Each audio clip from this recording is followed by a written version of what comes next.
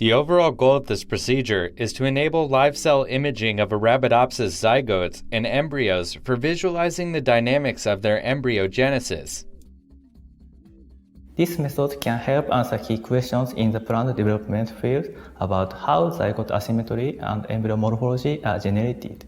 The main advantage of this technique is that we can trace the living dynamics of zygote polarization and embryo patterning.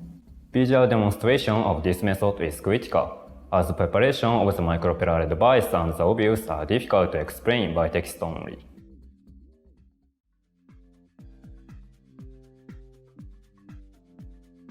To prepare the PDMS micropillar array device, first cut the device so that it fits into a 35mm glass bottom dish, and sterilize the top and bottom sides of the device with one 15-minute UV light exposure per side. When all of the sides have been sterilized, transfer the PDMS device into a new 35mm culture dish and add 5 to 7 milliliters of fresh N5T medium to the dish until the device is completely submerged.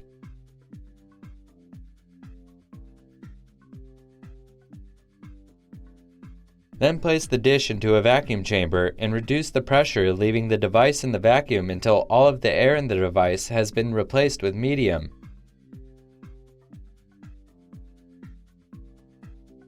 When the device has been degassed, use square-tip tweezers to dab the device on a piece of paper towel to remove any excess medium from the sides and bottom. Then place the device onto a 76 by 26 mm slide glass and cover it with a 35mm culture dish lid to keep the device hydrated.